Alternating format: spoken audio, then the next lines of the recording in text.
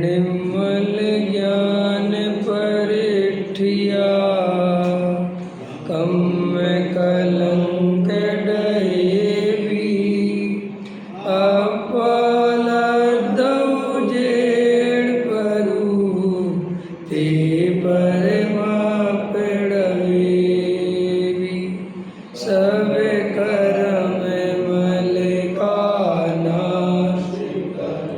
हरे प्राप्त कर निज आत्मा जो लीन निर्मल ध्यान में नम कर निकल परमा संतप्त मानस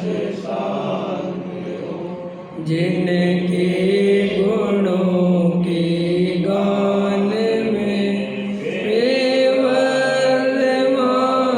मान जिन विचरे हमारे ध्यान। योग सार ग्रंथ है पूज्य गुरुदेव श्री कांजी स्वामी के। इस पर जो प्रवचन है योग सार प्रवचन के नाम से छपे हुए हैं। गाथा नंबर 11 इसके आधार से अपनी चर्चा चल रही है। गाथा पाठ कर लेते हैं। देहादि पर जिन वर कहे ना हो सके वे आत्मा जान कर तू मान ले निज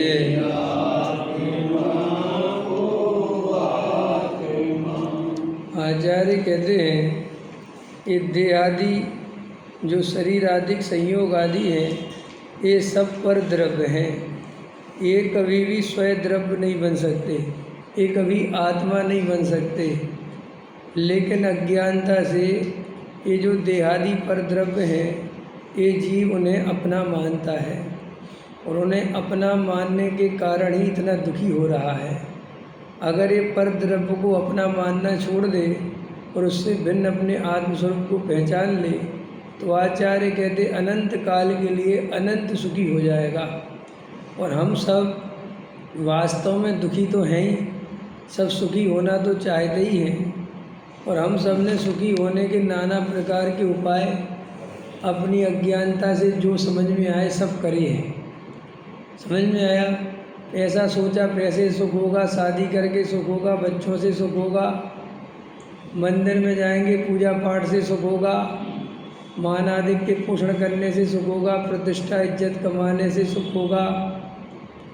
हमने सब तरह के उपाय करे सुखी होने के लिए, लेकिन सारे उपाय सर्वथा झूठे हैं। कोई भी, क्योंकि पर द्रव्य से जीव सुखी होता ही नहीं, ऐसा ही वस्तु का स्वरूप है। जो वस्तु जिसकी है वो उसी की रहती है। जीव जीव के आश्रय से सुखी होता है, जीव पुद्गल के आश्रय से सुखी नहीं हो सकता। जीव पर द्रव्यों को अपना मान के सुखी नहीं हो सकता। कैसे हो सकता है? चोरन के पुर ना बसे, समझे? चोरों के मोहल्ले नहीं होते, चोरों के घर नहीं होते, भटकते रहते हैं। ऐसे ही जो पर द्रव्यों को अपना मानेगा उसको कहीं स्थायी ठिकाना नहीं मिलेगा, चार गतियों में भटकेगा। समझ में आया? पर द्रव्यों को अपना मानने की सजा है। कितना ही कुछ करो, परद्रव्य है। नहीं समझ में आया? जो अपनी पत्नी है भले ही 24 घंटे साथ रहती है लेकिन है तो परद्रव्य। वो अपनी इच्छा के अनुकूल परिणमन क्यों करेगी? कब तक करेगी? कैसे करेगी? तू अपनी पत्नी के अनुसार परिणमन कब तक करेगा? क्योंकि एक वस्तु दूसरी वस्तु की है नहीं। मेरा बेटा है, अरे मेरा बेटा है, ये व्यवहार है, वो परद्रव्य है। उसका स्वरूप, उसका अपना अस्तित्व, उसकी मान्यता, उसकी श्रद्धा, उसका ज्ञान, उसका दर्शन तेरे से भिन्न है। वो तेरे अकॉर्डिंग कैसे होगा? तेरे स्वभाव का क्यों होगा? क्या पिता और पुत्र का स्वभाव नहीं मिलता, शक्लें मिलती हैं। समझ में आया? शक्लें इसलिए मिलती हैं कि वो शक्लों में पुद्गल निमित्त था ना उसके। समझ में आया? रज बीरज मिलकर बनी देह तेरी, लेकिन आत्मा भात्मा कोई निमित्त नहीं था। इसलिए पिता पुत्र की शक्लें मिलती, अकलें बिल्कुल नहीं मिलती। बाप पूरब की बात करता है, बेटा पश्चिम की बात करता है, मिलते ही नहीं, विचार मिला ही नहीं सकते। आज तक किसी के नहीं मिले। तो साहब क्या बात करते हो हमारा? अरे तो तुम समझौता करते हो, रास्ता कुछ तुम्हारे पास है नहीं, कुछ तुम उसकी हाँ में हाँ भरते हो, कुछ वो तुम्हारी हाँ में हाँ भरता है। ऐसे वो गाड़ी का पहिया चलता है, बाकी विचार मिल ही नहीं सकते। वो अलग आत्मा है, तुम अलग आत्मा हो। वो अलग देव द्रव्य क्षेत्र काल भाव में पैदा हुआ, तुम अलग द्रव्य क्षेत्र काल भाव में पैदा हुए। वो अपना कर्म अपने साथ लेके आया, तुम अपना कर्म अपने साथ में लेके आए। उसका स्वभाव उसका है, तुम्हारा स्वभाव तुम्हारा है। ऐसे नहीं देखा जाते? किसी के पिता बहुत दमदार होते हैं, बहुत तेज, और बेटा बिल्कुल सीधा, बिल्कुल ही सीधा, वो कुछ बोलता ही नहीं। आपको यार ये बाप इसका इतना तेज है, ये बेटा कैसे हो? अब किसी का ऐसा देखा जाता है कि पिताजी बहुत सीधे हैं और बेटा बहुत तेज। अब कोई कहिएगा अरे कि संसार में एक वस्तु दूसरी वस्तु की है ही नहीं, एक द्रव दूसरे द्रव का है ही नहीं। इस शक्लें अकलें मिलने से क्या हो जाता है? इस शक्लें मिला ली, मेरा बेटा मरा जा रहा, मेरा बेटा, मेरे बेटे की आंखें मेरे जैसी लगती तो निकाल ले। क्या क्या करेगा? तो है देवेंद्र जी, मेरा बेटा क्या है, कौन किसका बेटा, कौन किसका पिता? अरे भाई जगत में एक वस्तु दूसरी वस्तु की नहीं होती, एक द्रव्य दूसरे द्रव्य का नहीं होता। आचार्य कहते देह आदि ये सब पर द्रव्य है। ओहो, एक बार ये बात मान, स्वीकार कर, पर द्रव्य है, स्वय द्रव्य। मैं तो आत्मा हूँ, मेरा आत्मा किसी और का नहीं हो सकता, किसी का आत्मा मेरा नहीं हो सकता। इस शरीर आदि पुद्गल के पिंड हैं, ये पुद्गल द्रव्य हैं, इनका अस्तित्व, इनकी स्वतंत्रता, इनके गुण, इनकी प्रॉपर्टी इनकी है, इनकी पुद्गल की प्रॉपर्टी मेरी नहीं है। मेरा ज्ञान दर्शन चारित्र्य वीर सुख मेरे, अनंत गुण मेरे हैं।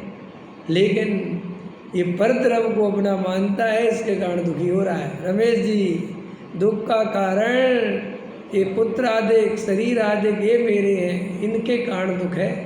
पुत्र आदि के कारण दुख नहीं है, ये मेरे हैं, मेरे। शादी मत करो पहले ही। हाँ, पहले ही मत करो। काश नहीं करते तो भी दुखी रहते हो, करके भी दुखी हो। अब और ज़्यादा दुखी रहते नहीं करते तो, तब तो सुख की आशा लगी रहती। अब कम से कम निर्णय मजबूत हो गया कि कोई सुख नहीं है। पहले 4 भाइयों की शादी होती तो भी होती नहीं थी। हैं? पहले 4 भाइयों की होती थी तो भी नहीं। और क्या? अब लेकिन तुम्हारी तो हो गई। अब तुम अब क्या करो? जिसकी अपनी अपनी, अरे अपनी सोचो तुम, उस दूसरों की सोच के क्या करोगे? समझ में? देखो, आत्मज्ञान के बिना जीव चाहे निर्वृत्ति ले चाहे प्रवृत्ति में जाए दुखी मिलेगा, क्योंकि परद्रव्य न दुख का कारण है न सुख का कारण है। वो तो कारण ही नहीं है, तेरा अज्ञान ही तेरे दुख का कारण है। तूने परद्रव्य को अपना माना, तुझे गारंटी से दुख मिला। वो दुख देगा नहीं, वो दुख देने की बात नहीं। अपन क्या सोचते, ये पत्नी मुझे बहुत दुख देती ना, पत्नी दुख नहीं देती। तू उसे अपना मानता है, अपने अनुसार परिणमन कराना चाहता है, और वो स्वतंत्र भिन्न द्रव्य है, बस ये दुख का कारण है।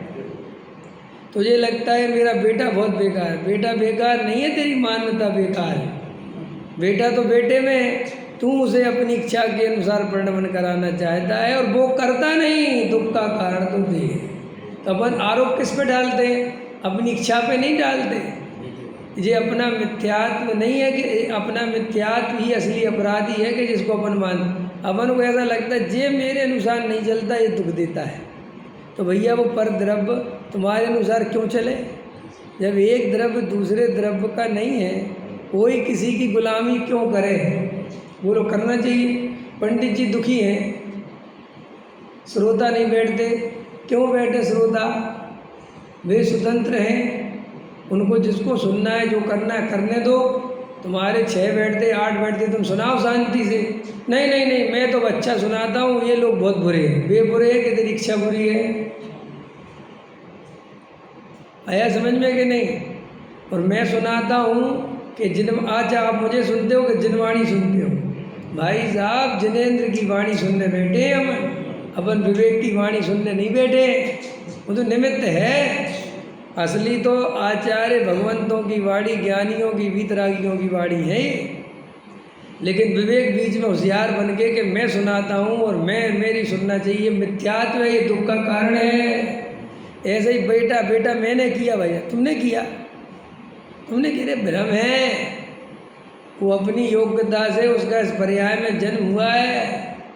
ऐसा हम तो निमित्त है, तुम निमित्त कहाँ हो? नहीं जब तुम सोच समझ के निमित्त बने थे।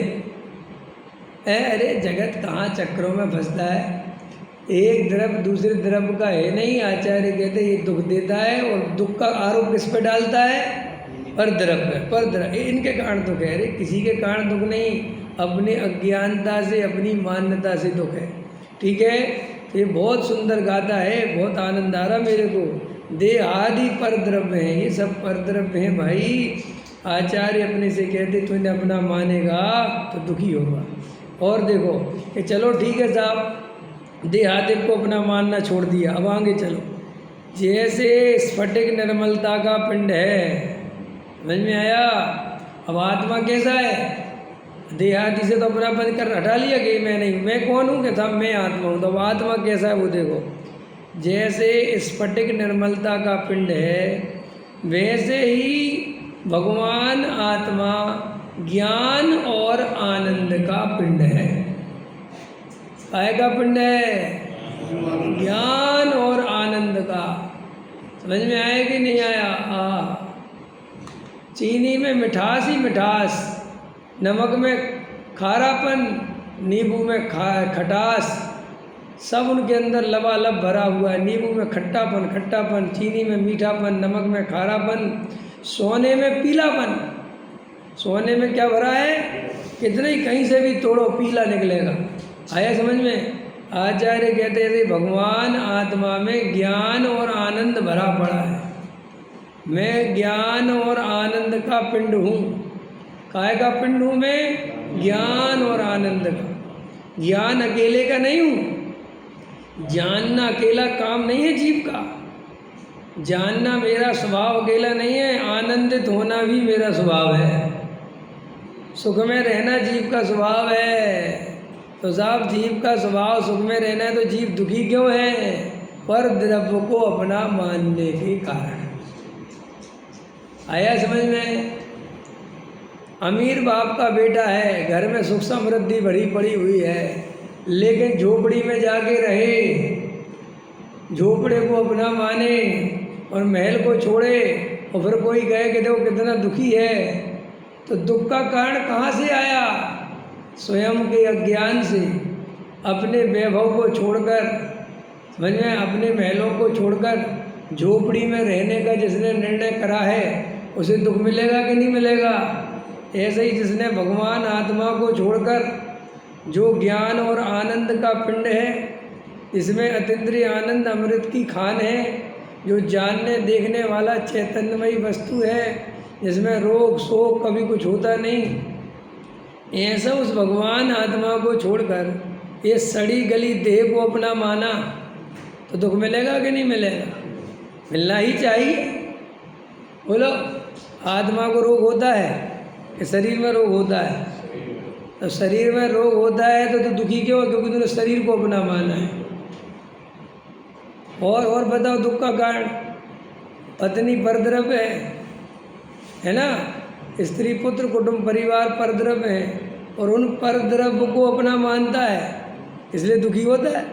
आत्मा में से दुख नहीं आता क्या?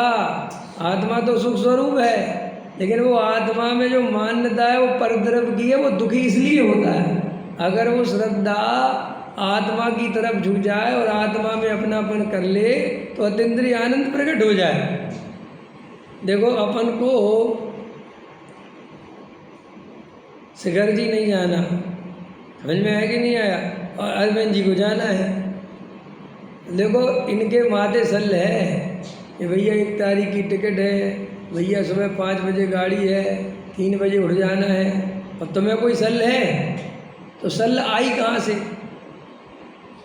तुम्हें नहीं है और इनको है, तो ये सल आई कहाँ से? जिसको जाना है उसको आएगी।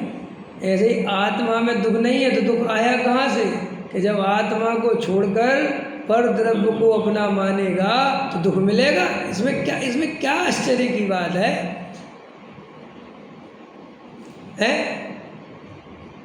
गलत चीज़ खाएगा तो बीमार पड़ेगा, फिर कहेगा साहब ये तो बहुत बड़ी गलती है मुझे। अरे गलती तेरी है, ना तो परद्रव्य की गलती है न स्वद्रव्य की, तेरी अपनी मान्यता। तूने गलत वस्तु को अपना माना, परद्रव्य का सेवन किया और परद्रव्य तेरा था नहीं। भाई चोरी क्या है? परद्रव्य को अपना मानना चोरी है। तो लोक में चोरी करने की सजा है कि नहीं? तो ऐसे ही वस्तु, परद्रव्य, सहयोग, शरीर, मन, वचन, वाणी, स्त्री, पुत्र, कुटुंब, परिवार, ये सब परद्रव्य हैं और इन्हें तू अपना मानता है, इसलिए तुझे दुख मिलता है। तो आचार्य से अपन प्रश्न कर रहे, आचार्य बता रहे अपने को कि यह भगवान आत्मा माने में ज्ञान और आनंद का पिंड हूँ। फिर हमने प्रश्न किया कि मैं ज्ञान और आनंद का पिंड हूँ तो मैं दुखी क्यों हूँ? तो उत्तर क्या दिया? पर द्रव्य को अपना मानता है इसलिए दुख है। अगर तू अभी पर द्रव्य को अपना मानना छोड़ दे इसी समय, तो इसी समय तेरे को अनंत सुख मिलेगा। मिलेगा कि नहीं मिलेगा? है जरा सी अपेक्षा छोड़ो पर द्रव्य से तो कितनी शांति मिलती है, और पर द्रव्य से अपेक्षा रखो तो उसी समय आकुलता पैदा होती है, क्योंकि वो मेरी इच्छा के अनुसार परिणमन करे, इच्छा बनती है और दुख होता है। और जिससे अपन को कि ये मेरे अनुसार परिणमन करेगा, ये मान्यता छूट गई, इच्छा छूट गई, तो देखो निरपेक्ष भाव से खड़े रहते। वो कहता और बताओ भाई साहब और क्या हाल चाल है, बताते हो? सब ठीक है।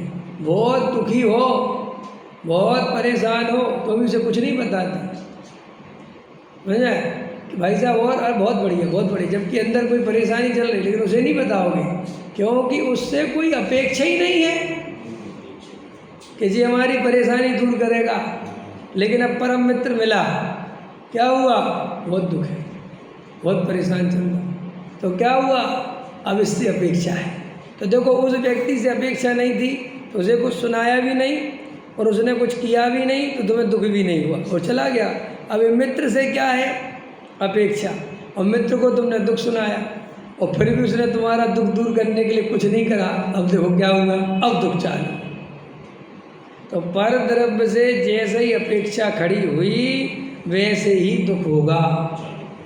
और जो पर द्रव्य को पूरी तरह अपना मानना छोड़ देगा, निरपेक्ष हो जाएगा, आचार्य कहते वो तो इतने आनंद में रहेगा कि उसकी कल्पना नहीं है।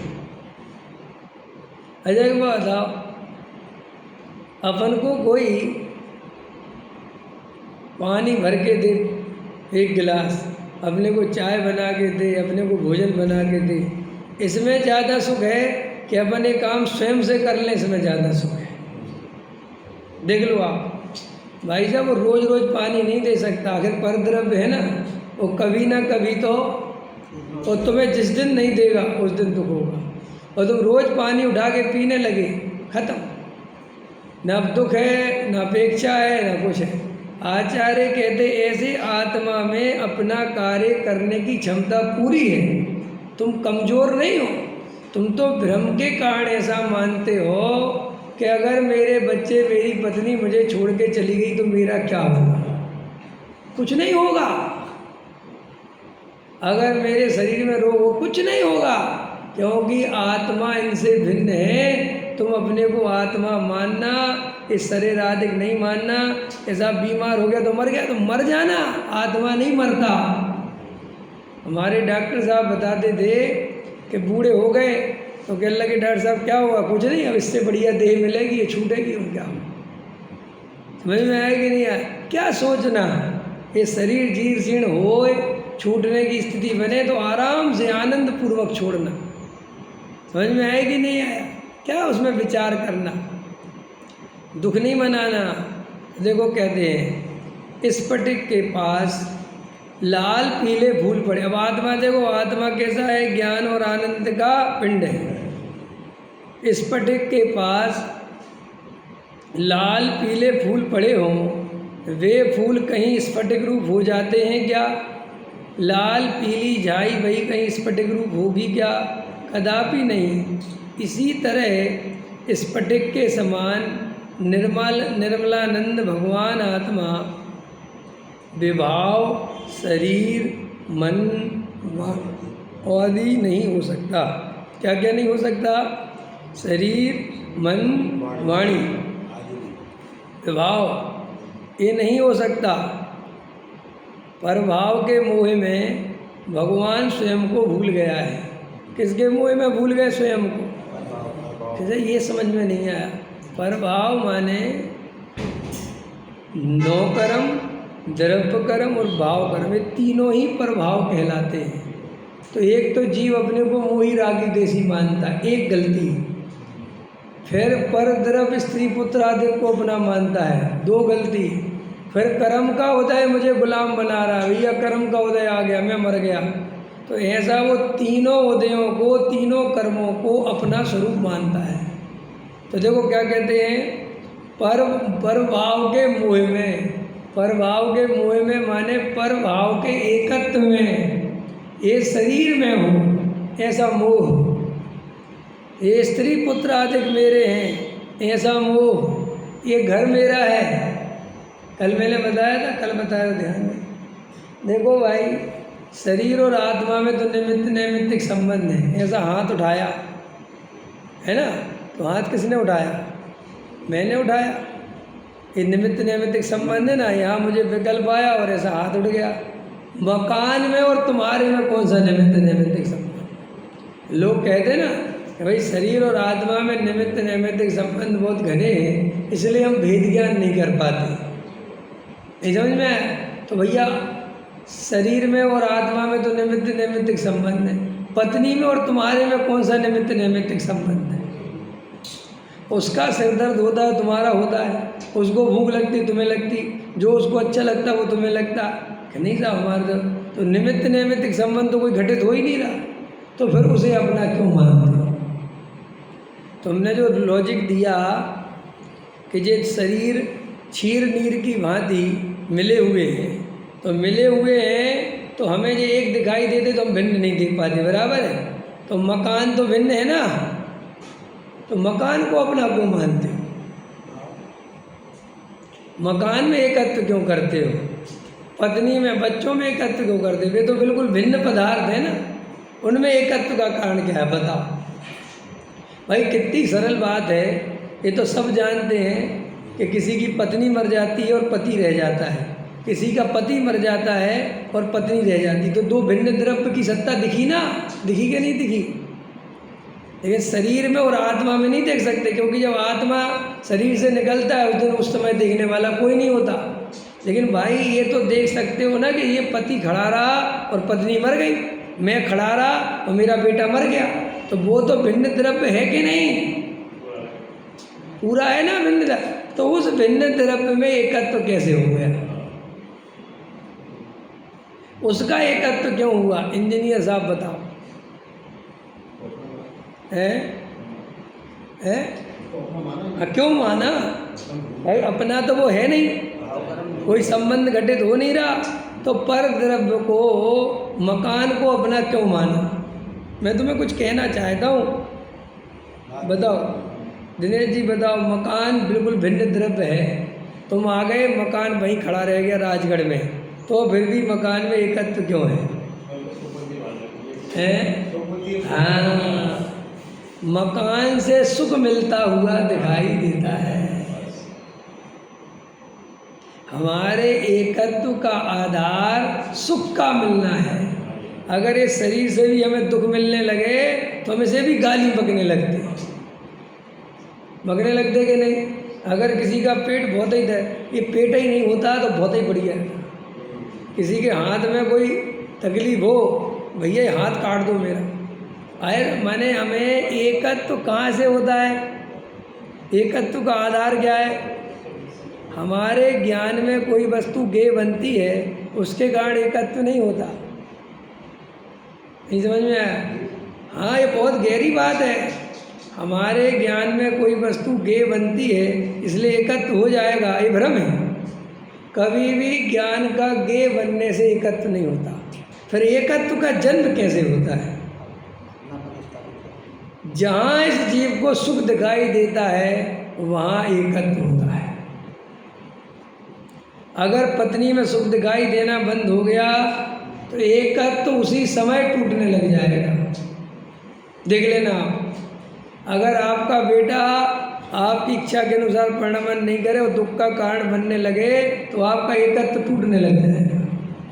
यहाँ तक कि कर्तृत्व टूटने लग जाएगा। कर्तृत्व कैसे टूटेगा? कि जब बेटा अपनी अच्छा बढ़िया हो, अपने अनुसार परिणमन करे तो बहुत हल्ला मचाता है, भाई साहब हमारा बेटा है, भाई साहब मेरा बेटा है। और बेटा खराब निकल जाए,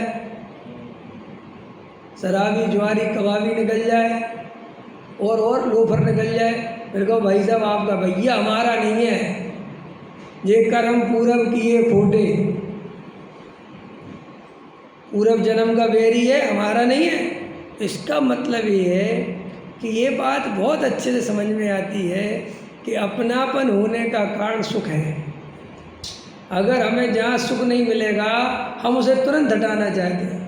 वो जिस मकान में दीवारें क्रैक होने लगे और ये लगने लगे कि भाई साहब ये भविष्य में जाने वाला है और रेट घट जाएंगे, तो तुम तुरंत उसे बेचना चाहते हो। बेचना चाहते कि नहीं? बोलो, आया समझ में कि नहीं? तो पर द्रव्य में जब तक सुख दिखेगा तब तक तुम एकत्व करे बिना नहीं रहोगे। और जब तुम्हें ये निर्णय हो जाए कि पर द्रव्य में सुख नहीं है, जो आचार्य भगवान हमें बार बार समझाते हैं कि पर द्रव्य में सुख नहीं, वो इसलिए कि तेरे अगर ये बात समझ में आ जाए कि पर द्रव्य में सुख नहीं है, मेरी आत्मा में ही मेरा सुख है, ये अगर जीव को निर्णय हो जाए तो उसी समय एकत्व तोड़ दे। क्योंकि हमारे एकत्व का आधार वो सुख है। आया समझ में? और हमें जब तक परद्रव्य में सुख दिखता रहेगा तो हम परद्रव्य तो बदलते रहेंगे लेकिन एकत्व नहीं तोड़ेंगे। नहीं समझे आप? हमें कल तक जी हमारा मित्र था तो हमारा इसमें एकत्व था, अब इससे हमारा लड़ाई झगड़ा हो गया, ठीक है कि नहीं? और इतने में दूसरा दोस्त नया नया बन रहा था तो इससे झगड़ा हुआ।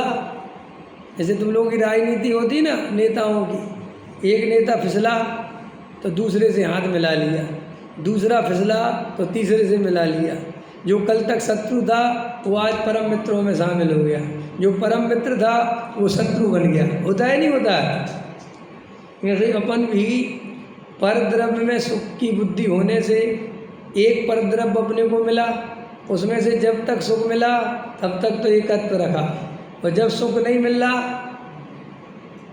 भाई साहब इस संसार कैसा है, पिता बूढ़ा हो जाए कुछ काम का नहीं बचे तो घर वाले उसके मरने की सोचते, मर जाए तो बात खत्म हो। एक जगह गिरी इसके चक्कर में, ये जगत का स्वरूप है कि नहीं? तो जी अपने पिता में से एकत्व कैसे निकल गया इससे? भाई जिस पिता के पीछे इतना दीवाना था, रोटी नहीं खाता था, आज उसी पिता के मरने की क्यों सोचने लगा? अगर परद्रव्य में वास्तव में एकत्व कायम रहता है तो वो तो रहना चाहिए ना। अब तो तुम एकत्व तोड़ दिया उसमें। भाई जिसके मरने की सोचने लग गए तो उसमें से एकत्व तोड़ा कि नहीं तोड़ा इंजीनियर साहब? और वो सारा एकत्व वहाँ से निकाल के अपने बेटे में रख दिया कि नहीं? अब बेटे को छींक आए तो इसे कुछ हो ना जाए, क्यों हुआ ये? क्या कारण है बताओ? ये बहुत गहरा सवाल है।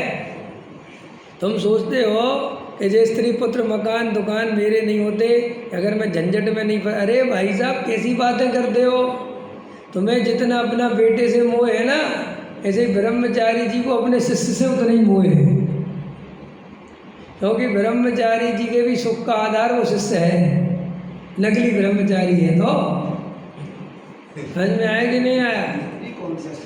है जैसे तुम नकली पति हो, समझ में आया? हम असली पति है।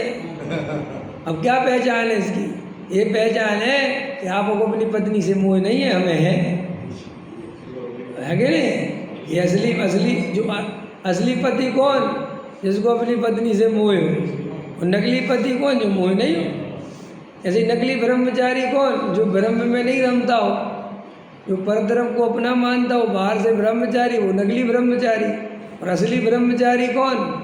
जो परधर्म को अपना नहीं मानता हो, अपने स्वरूप में रमता हो, वो असली ब्रह्मचारी। आया समझ में? नकली असली है, माथे पे नहीं लिखा रहता किसी के, चेक करना पड़ता है। चेकिंग कोई असली मिला के मिला दी है असली। अरे हम तुम्हें थोड़ी बताएंगे। हमें असली मिल जाएगा तो हम तुम्हें थोड़ी बताएंगे, समझ में? हम खोज ही नहीं करते क्योंकि हमें खुद ही असली है। नहीं समझ? नकली आदमी खोज करते फिरते, हमें खुद ही मिल गई अपनी वस्तु, अब हम क्या ब्रह्मचारी जी की खोज करें? नहीं समझ में आया? हम तो किसी की खोज ही बंद कर दी हमने तो, ऐसा मुनिराजों की करते, हम नहीं करते बिल्कुल। क्या लेना देना? जब भाग्य में उदय में दर्शन करने को मिलेंगे तो कर लेंगे। भैया वृत्ति करने का लिखा है सब कि मैं भैया वृत्ति, क्या तू भैया वृत्ति करेगा भाई? मैं पुण्य करूँ, क्या पुण्य करेगा तू? समझ में आया? वो पुण्य की परे आएगी, जब आएगी योग्यता, मुनिराज मिलने होंगे, उस समय जो स्थिति बनेगी वो देखेंगे। आप मुनिराजों को हार देंगे कि नहीं देंगे? अपन जल्दी से बोलते हाँ देंगे या नहीं। अरे हम क्या देंगे, उस समय की उस समय देखेंगे। मुनिराज आएंगे, मुनिराज सच्चे होंगे, हार देने का भाव होगा, योग्यता होगी तो दिए जाएंगे। मैं अपने पे बोझा क्यों रखूं? मैं परद्रव्य की क्रिया का करता हूँ ही नहीं समझ में आया? समय शिखर जाओगे तो बंदा करोगे कि नहीं? कहाँ जाएंगे, जब होगा तो हम क्यों अभी से दिमाग लगाएं? हमें तो अपना सारा एकत्व, अपना सारा पुरुषार्थ अपने ध्रुव तत्व के अनुभव में लगाना है।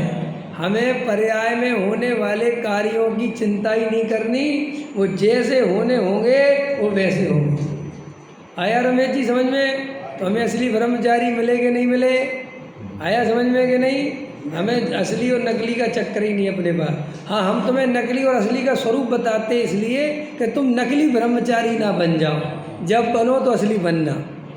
हम इसलिए बताते, तुम किसी की पहचान करने चले जाओ चश्मा लगा के, इसके लिए नहीं बताए। कई लोग सोचते ये साधुओं का स्वरूप साधुओं की निंदा करने के लिए बताते, ना ना, गलत, बिल्कुल गलत। ये धारणा हमारी तो बिल्कुल नहीं। हमने आज तक कभी साधुओं की निंदा करने के लिए साधु का स्वरूप नहीं बताया। तो हमने तो इसलिए बताया कि साधु का ऐसा स्वरूप होता है, जब भी तुम साधु बनो तो ऐसे सच्चे साधु बनना। हमने तो अपने श्रोताओं के लिए सावधान किया है। जो जगत में नकली साधु घूम रहे हैं, हमें उनसे क्या लेना देना? भाई हमारे बाप की रोटी थोड़ी खा रहे नहीं जान भाई, समाज उनको खिलाता है, उनकी दुकानें चलती है, चलने दो, हमें क्या लेना देना किसी से। लोग उन पे लाखों करोड़ों रुपए खर्च करते, करने दो, मैं तो 1 रुपया नहीं करता। आया समझ में कि नहीं? मुझे तो कोई दुख नहीं है। साहब आजकल ये हो रहा है, वो क्या करें, अब जो हो रहा है सो हो रहा है। अब आजकल जे जैनी जो हैं, जे आते हैं नवरात्रि वगैरह, तो आजकल डांडिया खेलने की चलन आ गए हैं। डांडिया बोलते हो, गरबा डांडिया, अब ये खेलने जाने लगे हैं आजकल के बच्चे खूब। समझ में आया कि नहीं आया? और अब वो क्या, इंटरनेट का ज़माना आ गया है। पहले तो गुजरात तरफ था, अब पूरे हिंदुस्तान में फैल गया। पहले गणेश उत्सव था, वो महाराष्ट्र में अकेला था, पूरे हिंदुस्तान में फैल गया।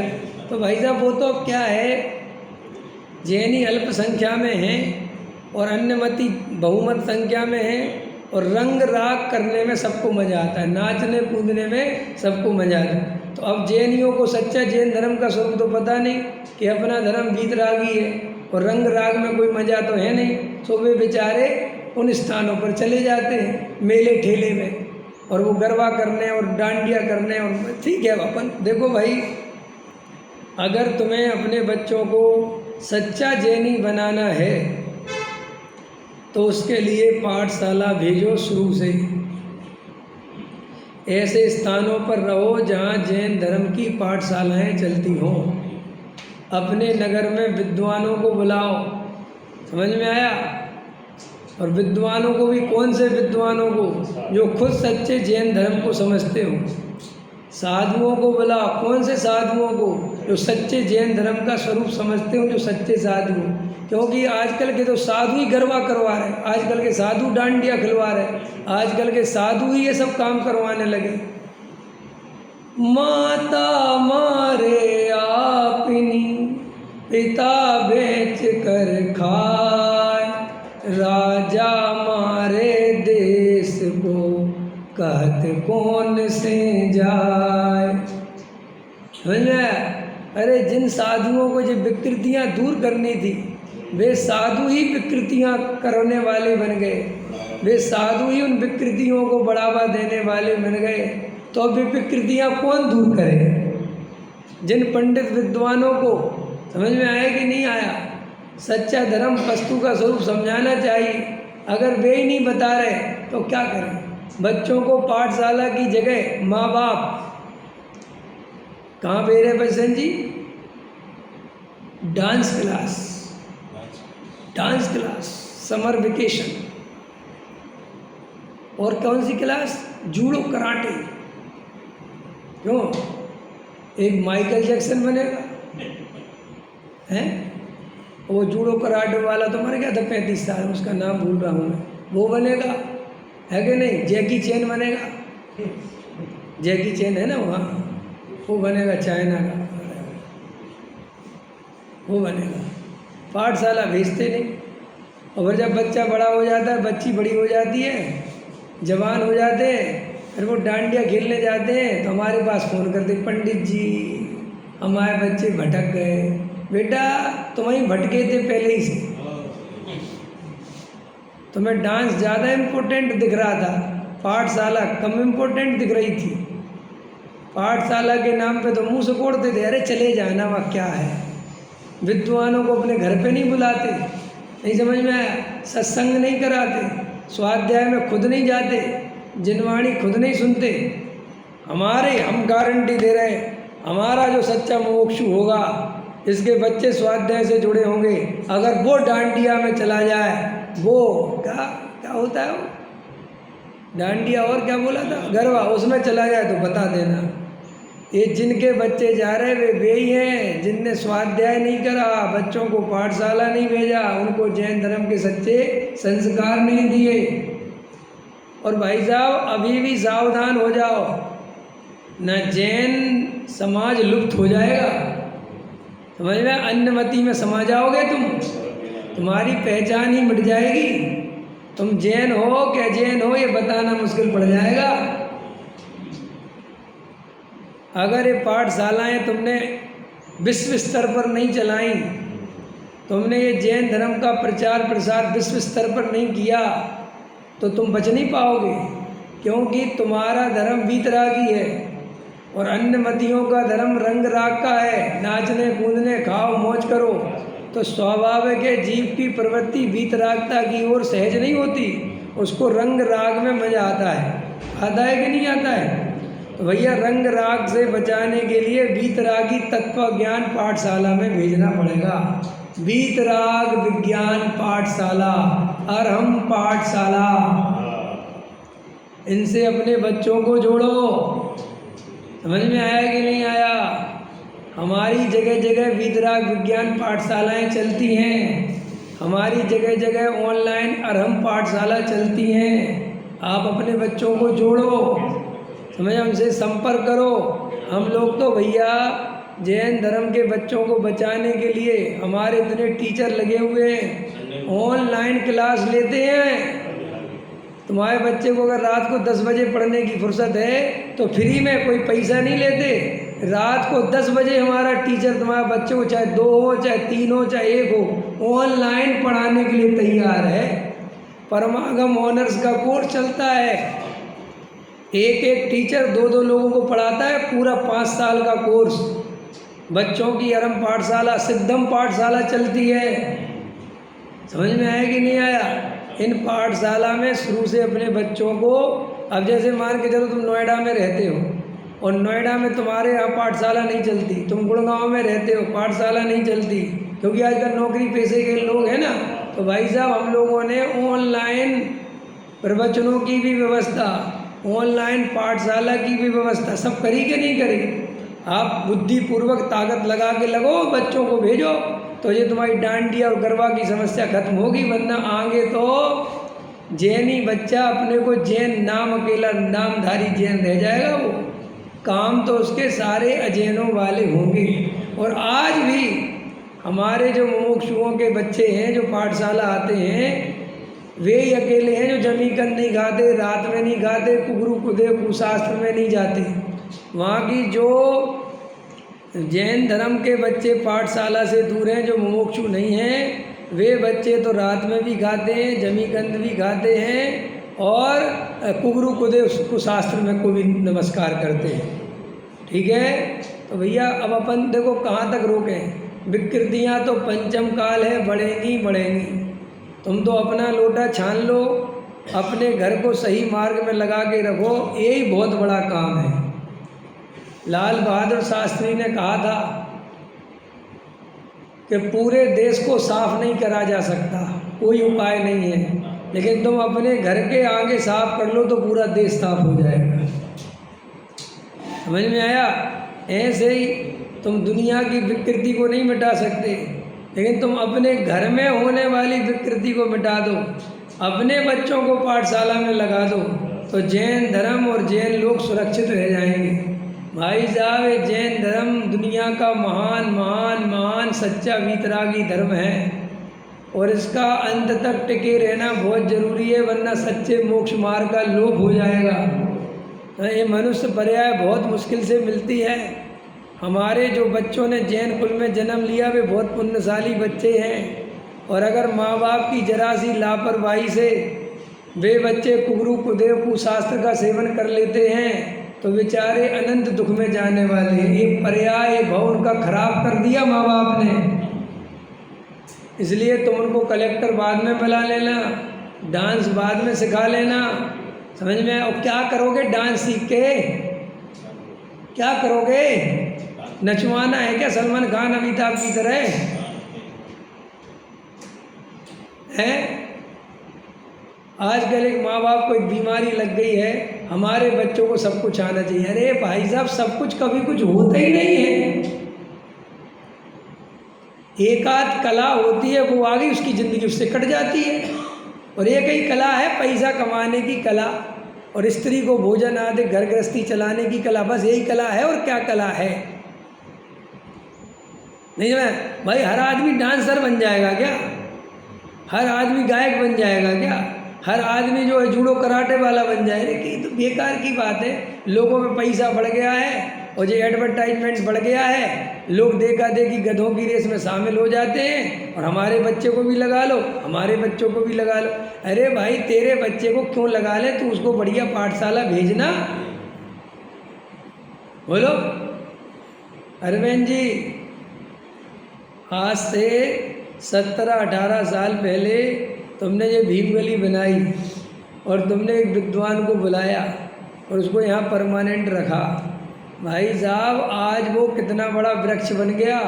तुम्हारे जो बच्चे सुरक्षित हैं ना, ये उदक फुदक, ये सब उसी से सुरक्षित हैं। न लाखों रुपए खर्च कर लेते, आज रो रहे होते बैठ के। हाँ, एक भीमगली ने कितने इलाके को कवर किया, कितने बच्चों को, हजारों बच्चों का जीवन बना दिया अपन लोगों ने। बहन दूर दूर तक लेने जाती, संडे की पाठशाला। अरे पूरा शंकर नगर, पूरा तुम्हारा ये और ये प्री कृष्णा नगर, प्रीत विहार, कहाँ कहाँ से, और वे बच्चे मुझे मिल जाते हैं कभी कभार। तो कहते पंडित जी जय जिनेंद्र। में कहते कौन हो तुम? कहते पंडित जी हम पाठशाला पढ़ते थे। भैया, ये पाठशाला की कीमत बहुत है। रोटी एक कम खा लेना, लेकिन अपने नगर में पाठशाला चलना ही चलना है। और कोई महाराज तुम्हारी पाठशाला बंद कराए तो महाराज को बंद करा देना, पाठशाला बंद मत करने देना। समझ में आया? उन महाराज से हम निपट लेंगे। वो महाराज है जो बच्चों की पाठशाला बंद करावे। अरे भैया तू अपनी चालू करा दे, हम कब मना कर रहे? अपनी तुम करो ना। नहीं हम तो कुछ करेंगे नहीं, लेकिन इनकी चलने नहीं देंगे। तुम तो समाज का सत्यानाश करोगे। लोगों को संस्कार से वंचित करना सबसे बड़ा पाप है। आया समझ में कि नहीं? तो गहराई से विचार करो भाई। एकत्व कहाँ होता है? कहाँ होता है एकत्व? हमें जहाँ सुख दिखता है वहाँ एकत्व। सुख नहीं, एकत्व नहीं कि ममत्व ही नहीं, ममत्व अकेला नहीं कि कर्तृत्व ही नहीं। और जब सुख ही नहीं बचेगा तो भोक्तृत्व के लिए तो जगह ही नहीं बची। आया समझ में कि नहीं? तो क्या करें? पर द्रव्य से एकत्व तोड़ने के लिए सुख बुद्धि छोड़ो। पर द्रव्य से मुझे सुख मिलेगा ये मान्यता छोड़ो। ये मान्यता छोड़ोगे तो पर द्रव्य अपने आप छूट जाएगा, खत्म, कुछ बचा ही नहीं। क्या कर? देखो आपके सामने इतना लॉजिकल उत्तर दिया ना कि वो पिता मर जाए तो मर जाए और बेटा जी जाए, तो ये एकत्व ये कैसे इधर से उधर कैसे कन्वर्ट हो गया? पहले माँ जान से प्यारी थी और अब पत्नी जान से प्यारी हो गई जी। हुआ क्या भैया? बोलो, इसी पर्याय की बात है कि नहीं? कहावत है, एक बाप के 5 बेटे 6 बेटे 7 बेटे, 7 को पाल दिया, लेकिन 7 मिलके एक को नहीं पाल पा रहे। बोलो, कभी कभी माँ बाप की ऐसी दशा होती है कि बेचारे बेटों के घर बदलते रहते। 2 महीने इस बेटे के यहाँ, 1 महीना इस बेटे के यहाँ, 2 महीना इस बेटे के यहाँ, 1 महीना। क्या करें? धक्के खाते रहते। है जगत में कोई अपने बेटे को रखते हो किसी और के यहाँ? भाई 2 महीने तू पाल ली और 2 महीने हम पाल लेंगे। है जगत में कोई? है? तुझे एकत्व क्यों बदल गया? बताओ, ये एकत्व क्यों बदल गया? बाप से एकत्व निकल के बेटे में कैसे आ गया? इसका आधार क्या है बताओ आप। माँ से एकत्व निकल के पत्नी में कैसे आ गया? बताओ नरेश जी, क्या हो गया? ये दिखाई दे गया कि अब मेरे को माँ से कोई सुख नहीं मिलेगा, अब मुझे पत्नी से सुख मिलेगा। तो देखो कितना गजब खतरनाक है। और सुनो, और खतरनाक बोलूं, पत्नी से भी सुख निकल सकता है एकत्व निकल। अगर पत्नी बीमार रहने लगे और पड़ी रहे और दुनिया भर की बीमारी घेर ले तो पता कहता ये भी कहता नहीं, लेकिन अंदर में तो सोचते कि जाओ। और पत्नी के सामने कह दो तो कहेगी दूसरी शादी करनी होगी तुम्हें। समझदार आदमी कहेगा पहली में समझ में आ गया, इतना मूर्ख थोड़ी भी दूसरी करूँगा। नहीं समझ में आया? आदमी क्या मूर्ख है वास्तव में। इतनी चोट खाने के बाद, इतना तकलीफ भोगने के बाद उसे ये समझ में नहीं आता कि परद्रव्य सुख का कारण नहीं है। एक पत्नी मरे तो दूसरी शादी कर लेता है। क्या सोचता है पता? पहली में दुख मिला था, दूसरी में सुख मिलेगा। और दूसरी की जिसकी होती है सो उसकी क्या हालत होती है वो तो वही जानता है। आया समझ में? ये पत्नी अकेले की बात नहीं, पति की भी बात है। संसार ऐसा ही है, अपने अपने सुख को रोवे पिता पुत्र दारा। है कैसा है वो? 12 भावना है मंगत राय जी की। काना पोड़ा पड़ा हाथ में चूसे तो रोवे, है ना? और क्या है? जाय अकेला हंस संग में कोई न परवार है। मरघट तक परिवारा कमला पोड़ न जाए, है ना, मरघट तक, कि भैया वो पत्नी तो वहीं रह जाती है और मरघट पे वो छोड़ने वाले परिवार के लोग जाते हैं। समझ में आया? संग कोई नहीं देता, सब स्वार्थ के साथी हैं, है नहीं स्वार्थ के। अच्छा, पति बीमार पड़ा रहे, 20 साल से डला रहे, तो क्या करेगी पत्नी? साहब सेवा करेगी, लेकिन सेवा करने का मतलब क्या है? देखो ये संसार ऐसा है भाई साहब,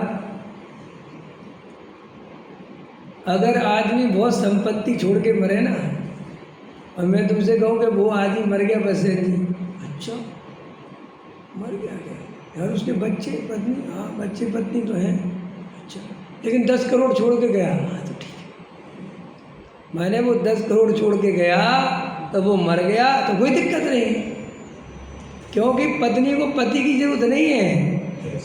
जिंदगी काहे से कटती है? 10 करोड़ से। माया, पैसा हो तो सब प्रॉब्लम सॉल्व हो जाती, क्या फर्क पड़ता है? ठीक है, मर गया तो मर गया, उसका आयु कर्म इतना ही था। अरे श्री गुरु कहते ये सारा जगत स्वार्थी है रे भाई, तो क्यों इस परद्रव को अपना मानता है?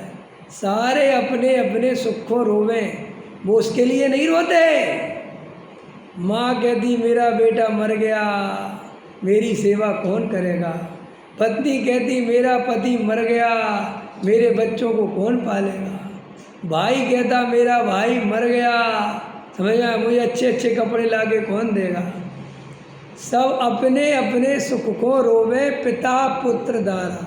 वे तुम्हारे लिए नहीं रोते कि जे मर गया, जे कहाँ चला गया, हमारा सुख का कारण था, अब हम दुखी।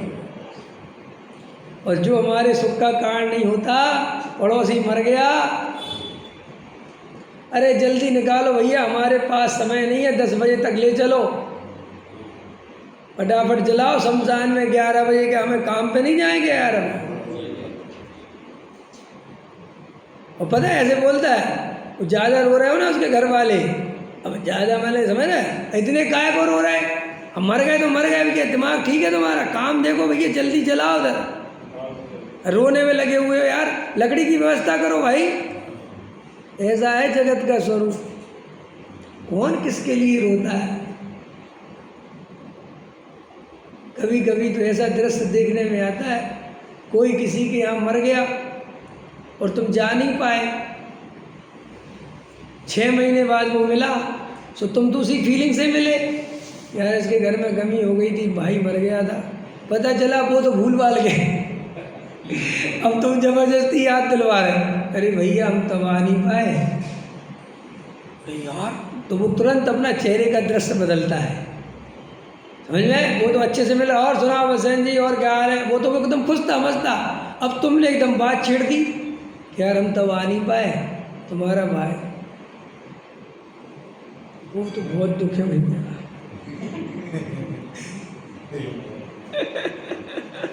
ऐसा तो ये जगत है, ऐसा तो ये जगत का स्वरूप है? ऐसा होता है कि नहीं होता है? होता है कि नहीं होता? वो कितने लोग बताओ, संग साथी मर जाते हैं, 2-4-6 दिन याद रख के काम खत्म हुए, और अपन उन्हीं पर द्रव्यों में एकत्व ममत्व कर करके मरे जा रहे हैं, मेरा मेरा मेरा। और श्री गुरु कहते नरक में बसेरा, जितना करेगा मेरा मेरा, नरक में तेरा बसेरा। क्या करे भैया, वस्तु पराई माने अपनी भेद नहीं करता। क्लियर हो गया आप लोगों को? एक वस्तु दूसरी वस्तु की नहीं हो सकती, और जहाँ तुम्हें सुख दिखेगा वहाँ तुम एकत्र कर लोगे। आत्मा में एकत्र क्यों नहीं होता? क्योंकि आत्मा में कोई सुख ही नहीं दिखता, ठीक है कि नहीं? पैसे में एकत्र क्यों होता है? अभी यार मैं जी देखो, अपनी आत्मा निकाल के दे दो, ले लो पंडित जी ले लो, हमारी आत्मा तो तुम्हारी है, लेकिन कहो लाओ 50,000 निकाल के दो, नहीं पंडित जी विचार करके बताएं। आया समझ में कि नहीं? क्योंकि आत्मा ले लो यार, किसको चाहिए तो ले लो तुम, तुझे आत्मा।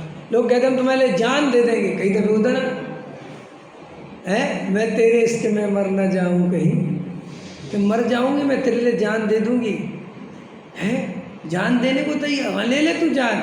उसी जान वाले से कहना एक काम कर 50,000 दे दे, वो नहीं मिलेगा। जान मत दे। भाई साहब देखो जान की बात हुई थी पैसे की नहीं, और पैसा जान से भी प्यारा है आया समझ में कि नहीं? ऐसी जीव की दशा है भाई, बोलो ऐसी दशा है कि नहीं? इसलिए परद्रव्य को अपना मानना छोड़ो भाई, आत्मस्वरूप पे रमो, भेद ज्ञान करो, तत्व निर्णय करो, आत्मा का अनुभव करो, यही सुखी होने का उपाय है। बाकी सारे उपाय सर्वथा झूठे हैं, किसी भी अपेक्षा से सच्चे नहीं हैं। एकांत दुख रूप है और आत्मा एकांत सुख रूप है। सहजानंदी